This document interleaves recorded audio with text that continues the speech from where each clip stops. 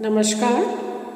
भारतीय शासन और राजनीति के विषय के अंतर्गत अब हम राष्ट्रपति की संकटकालीन शक्तियों का अध्ययन करेंगे।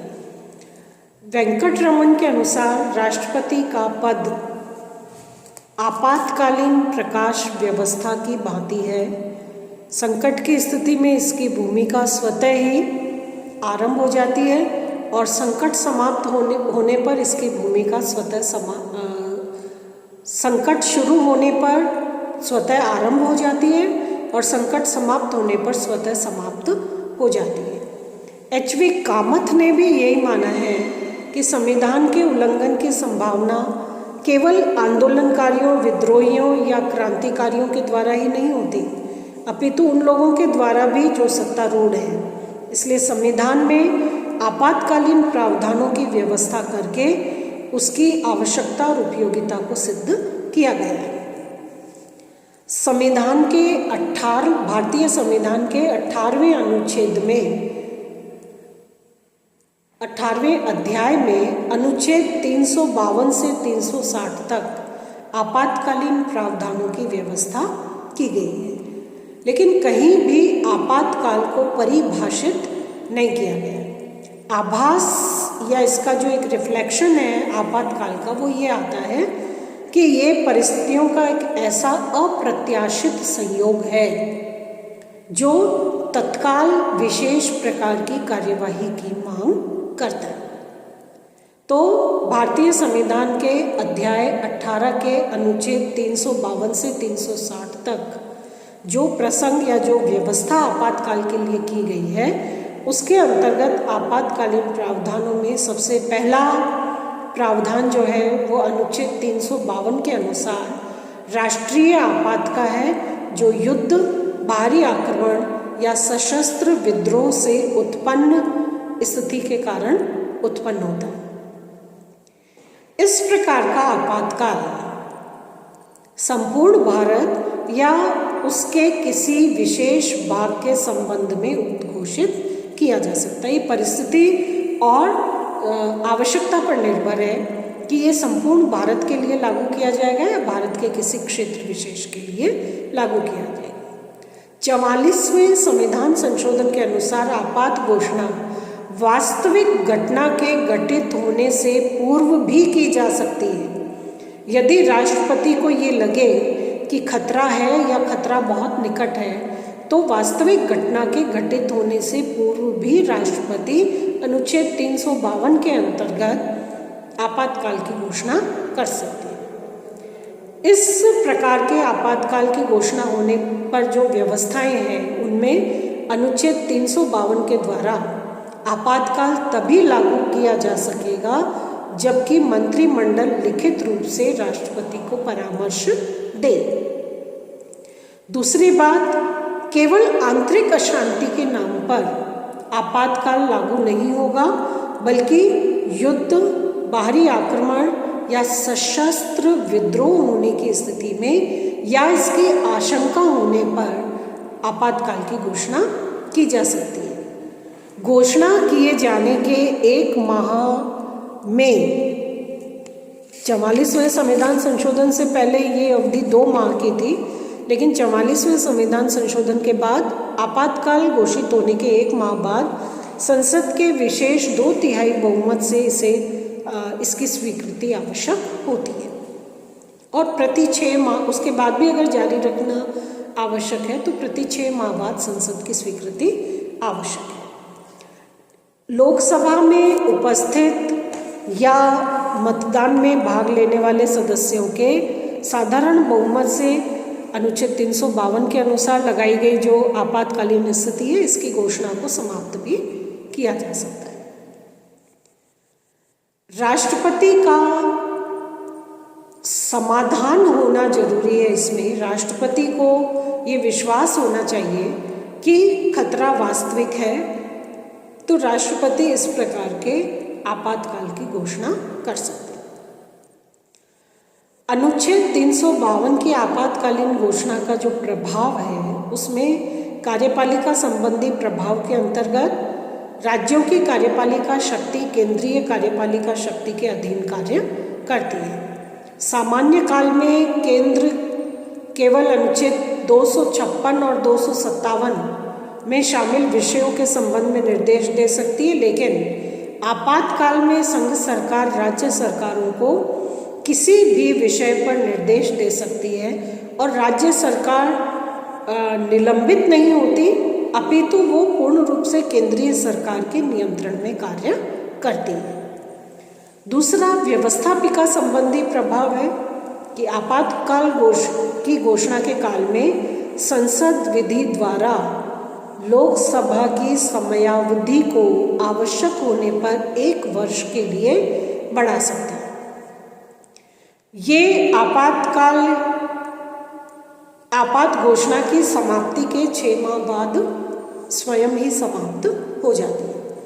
संसद को केंद्र और राज्य सूची में दिए सभी विषयों पर कानून बनाने का अधिकार प्राप्त हो जाता है।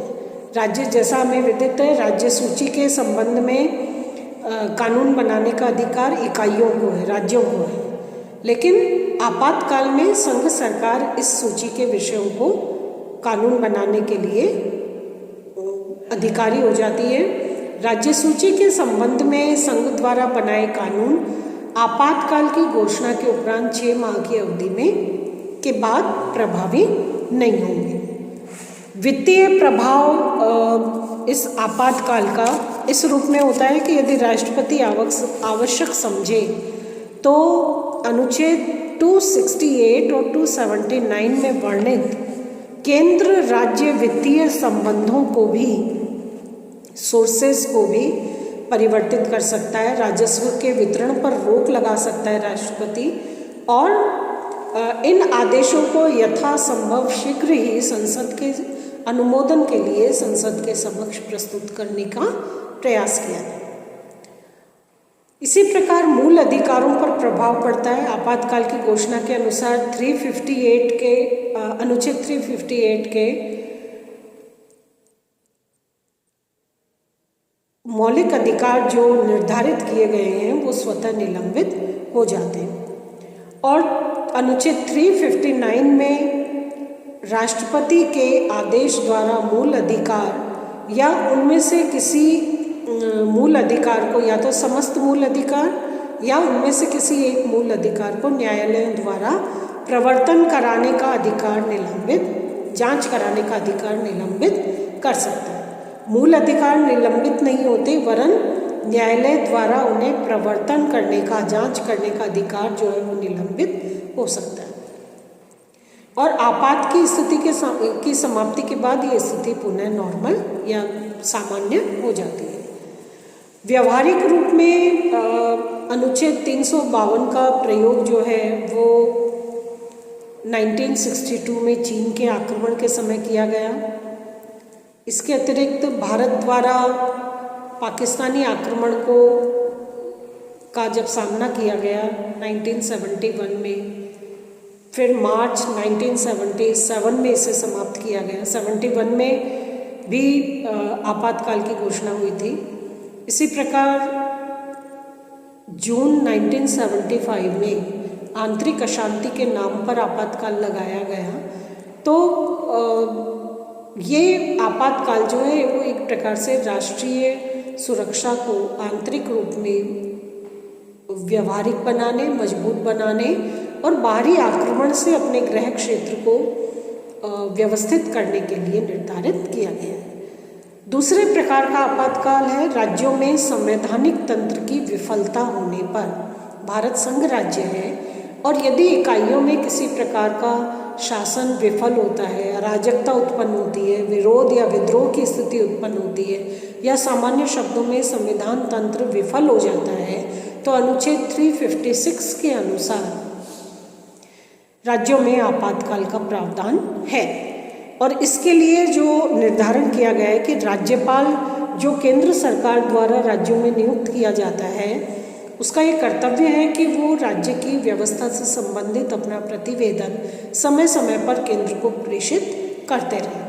तो राज्यपाल द्वारा प्रेषित प्रतिवेदन या अन्य माध्यमों से यदि राष्ट्रपति को ये विश्वास हो जाता है कि किसी राज्य में प्रशासन या संवैधानिक व्यवस्था का चलना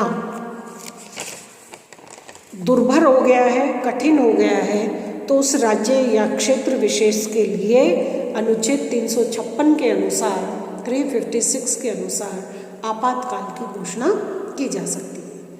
घोषणा की संसद के दोनों सदनों द्वारा पुष्टि किया जाना आवश्यक है और आपातकाल 6 माह तक रह सकता है और ये अवधि 6-6 माह करके आगे भी बढ़ाई जा सकती है और कुल अवधि 3 वर्ष से अधिक नहीं होनी चाहिए। जब निर्वाचन आयोग ये प्रमाणित कर दे कि यहाँ निर्वाचन संभव नहीं है, इसलिए राष्ट्रपति शासन जारी रखा जाए, तो इसकी अवधि को और बढ़ाया जा सकता है। अनुच्छेद 356 के अनुसार जो आपातकाल लगाया जाता है उसका प्रभाव सबसे पहला राष्ट्रपति की घोषणा की राज्य की विधायिका शक्ति का प्रयोग, व्यवस्थापिका शक्ति का प्रयोग संसद के द्वारा, केंद्र सरकार के द्वारा किया जाएगा। राष्ट्रपति उस राज्य के, जिस राज्य में 356 के अनुसार आपातकाल लगाया गया है, उस राज्य के किसी भी अधिकारी की कार्यकारिणी शक्ति को हस्तगत कर सकता है। उच्च न्यायालय को छोड़कर अन्य सभी शक्तियां राष्ट्रपति के नियंत्रण में आ सकती हैं। लोकसभा की यदि बैठक नहीं हो रही हो, अधिवेशन नहीं चल रहा हो, तो उस स्थिति में राष्ट्रपति संचित निधि में से, राज्य की संचित निधि में से व्यय की अनुमति दे सकता है। राष्ट्रपति द्वारा राज्य विधानसभा को भंग किया जा सकता है या उस राज्य की विधानसभा को निलंबित भी किया जा सकता है। संविधान में प्रदत्त अनुच्छेद 19 के अंतर्गत अधिकारों पर रोक लगाई जा सकती है, उसको अस्थायी रूप से सीमित किया जा सकता है। और अब तक यदि हम देखें भारत में, तो राज्यों पर आपातकाल की घोषणा के इस अनुच्छेद 356 का अनेकों सैकड़ों बार इसका प्रयोग किया गया है। तीसरे प्रकार का जो आपातकाल होता है वो अनुच्छेद 360 के अनुसार, 360 के अनुसार वित्तीय संकट की घोषणा का निर्धारण करता है। राष्ट्रपति को यदि ये विश्वास हो जाए कि भारत या उसके किसी भाग की वित्तीय साख, क्रेडिट या वित्तीय स्थायित्व को खतरा उत्पन्न हो गया है, तो राष्ट्रपति वित्तीय आपात की घोषणा कर सकता है। प्रारंभ में ये आपातकाल 2 महीने के लिए लागू किया जा सकता है और फिर संसद के साधारण बहुमत से इसको आवश्यकता के अनुसार बढ़ाया भी जा सकता है। वित्तीय आपातकाल के जो प्रभाव है उसके अंतर्गत राष्ट्रपति वित्तीय विषयों के आचरण के लिए आय और व्यय की व्यवस्था के निर्धारण के लिए निर्देश प्रदान कर सकते हैं। सार्वजनिक क्षेत्र के सभी कर्मचारियों या किसी वर्ग के वेतन भत्ते आदि में कटौती के आदेश दिए जा सकते हैं। राज्य विधानसभा द्वारा वित्तीय विधेयकों को राज्य विधानमंडल द्वारा पारित होने के पश्चात, राज्य की व्यवस्था में पारित होने के पश्चात अंतिम स्वीकृति के लिए राष्ट्रपति के पास प्रस्तुत किया जा सकता है। राष्ट्रपति अपने पास विचारार्थ इस प्रकार के विधेयकों को, वित्त विधेयकों को मंगवा सकते हैं। अभी तक भारत में इस प्रकार की वित्तीय आपात की स्थिति लागू नहीं हुई है। राष्ट्रपति के जो आपात अधिकार संबंधी स्थिति या उसका जो आधार है वो राष्ट्रपति की शक्तियों की तरफ मजबूती का संकेत देता है। अब यदि हम राष्ट्रपति की वास्तविक शक्ति का निर्धारण और उसका आकलन करें और उसका अध्ययन करें, तो उसका एक आयाम आता है कि भारत में राष्ट्रपति एक संवैधानिक अध्यक्ष है। जैसे जवाहरलाल नेहरू का कथन था कि हमने अपने राष्ट्रपति को वास्तविक शक्ति प्रदान नहीं की है, वरन उसके पद को गौरव और प्रतिष्ठा से विभूषित किया है। वो सम्मान की दृष्टि से सर्वोच्च स्तर पर है, भारत को प्रतिनिधित्व देने के लिए सर्वोच्च प्रतिनिधि हैं, लेकिन शक्ति की दृष्टि से उन्हें बहुत ज़्यादा कहना चाहिए संपन्न नहीं बनाया है। इसी प्रकार डॉक्टर राजेंद्र प्रसाद ये मानते हैं कि संविधान में ऐसी कोई बात नहीं है जिसके कारण राष्ट्रपति मंत्रिमंडल की सलाह मानने के लिए बाध्य हो। लेकिन फिर भी ये आशा की जाती है कि जैसे इंग्लैंड में सम्राट अपने मंत्रिमंडल की इच्छा और प्रधानमंत्री की राय के अनुसार काम करते हैं, वैसी ही परंपरा हमारे भारत देश में भी कायम हो जाएगी और राष्ट्रपति सभी कार्यों में केवल नाम मात्र का शासक ही बना रहेगा। राष्ट्रपति का पद जो है वो इस प्रकार से एक बहुत ही औपचारिक प्रकार का नाम मात्र की संसदीय कार्यपालिका की आवश्यकता को पूरा करने वाला एक औपचारिक पद है। तो राष्ट्रपति मंत्री परिषद के परामर्श से कार्य करते हैं, अवहेलना नहीं कर सकते। राष्ट्रपति संवैधानिक अध्यक्ष हैं और राष्ट्रपति जो है वो निर्णायक रूप में अपनी शक्ति का स्वतंत्र प्रयोग नहीं करते। दूसरा आयाम है क्या राष्ट्रपति का, भारतीय राष्ट्रपति का संवैधानिक अध्यक्ष बना रहना पर्याप्त है? संसदीय शासन की मर्यादा और परंपरा की रक्षा के लिए संविधान निर्माताओं की इच्छा थी कि राष्ट्रपति को नाम मात्र का अध्यक्ष बनाया जाए। राष्ट्रपति की शक्तियों का प्रश्न कानूनी या संवैधानिक प्रश्नों पर उतना निर्भर नहीं करता जितना व्यवहारिक और राजनीतिक परिस्थितियों पर निर्भर करता है। इसलिए कोई राष्ट्रपति पद पर आसीन व्यक्ति किस रूप में शक्तियों का प्रयोग करेगा ये उसके व्यक्तित्व और परिस्थितियों पर बहुत कुछ निर्भर करता है। राष्ट्र की स्थिति क्या है, सामान्य काल है कि संकट काल है, संसद के में विविध पक्षों की और दलों की स्थिति कैसी है, उनका नेतृत्व कैसा है, प्रधानमंत्री और राष्ट्रपति के मध्य परस्पर संबंध और सामंजस्य किस प्रकार का है, लोकमत या जनमत का रुझान किस प्रकार का है, ये कारक ये निर्धारित करते हैं कि वास्तव में राष्ट्रपति किस प्रकार से शक्ति का कितना प्रयोग कर पाएगा। तीसरा इसका एक आयाम है कि बदलती परिस्थितियों में राष्ट्रपति की भूमिका वस्तुतः क्या होनी चाहिए। एक बहुत सामान्य सी बात है कि वर्तमान परिस्थितियों में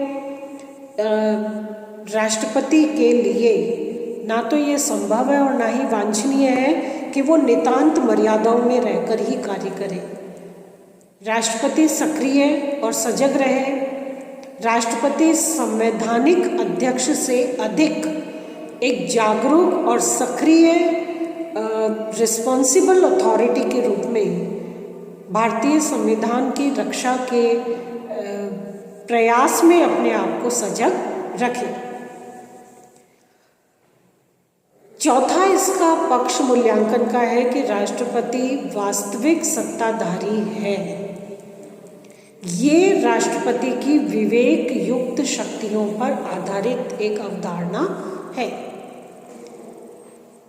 जैसे पीबी बनर्जी ने कहा है कि राष्ट्रपति का पद स्वयं में एक संस्था है जिसकी स्वतंत्र सत्ता और स्वतंत्र कार्य है। प्रधानमंत्री को नियुक्त करना, सरकार बनाने का आमंत्रण देना, लोकसभा का विघटन करना, राष्ट्रपति का सूचना प्राप्त करने का अधिकार, विधेयकों पर प्रस्तुत विधेयकों पर हस्ताक्षर करना या हस्ताक्षर से इनकार करना या उसको थोड़े समय के लिए रोक कर रख लेना। इसी प्रकार राष्ट्रपति के आपातकालीन अधिकार, ये राष्ट्रपति की शक्तियों के वो दायरे हैं जिनके आधार पर आवश्यक होने पर राष्ट्रपति अपने विवेकाधिकार का प्रयोग भी कर सकता है। इन सबसे ऊपर राष्ट्रपति के साथ जनाधार का ऐसा मजबूत और सुदृढ़ स्तंभ होता है या इतना सपोर्ट होता है कि राष्ट्रपति स्वयं जनता के से अपील करके संचार साधनों के माध्यम से संविधान पर किसी प्रकार के कहना चाहिए चुनौतीपूर्ण खतरे को रोकने के लिए अपने आप को एक जिम्मेदार, एक रिस्पॉन्सिबल अथॉरिटी के रूप में प्रतिपादित कर सकता है। तो इस प्रकार राष्ट्रपति का व्यक्तित्व, संसद में राजनीतिक दलों की स्थिति क्या है, मंत्रिपरिषद में स्थिति का क्या स्वरूप है, प्रधानमंत्री की स्थिति कैसी है, राज्यों में सत्तारूढ़ दल का क्या प्रभाव है, क्या उसकी स्थिति है, जनमत का प्रवाह किस तरफ है, सामान्य स्थिति है या संकटकालीन स्थिति है। तो राष्ट्रीय अंतर्राष्ट्रीय स्थिति पर इन सभी कारकों के माध्यम से राष्ट्रपति एक सफल और कहना चाहिए एक संवैधानिक व्यवस्था को सुरक्षित रखने वाले प्रणेता के रूप में अपनी सेवाएं और अपने दायित्व का वहन कर सकते हैं।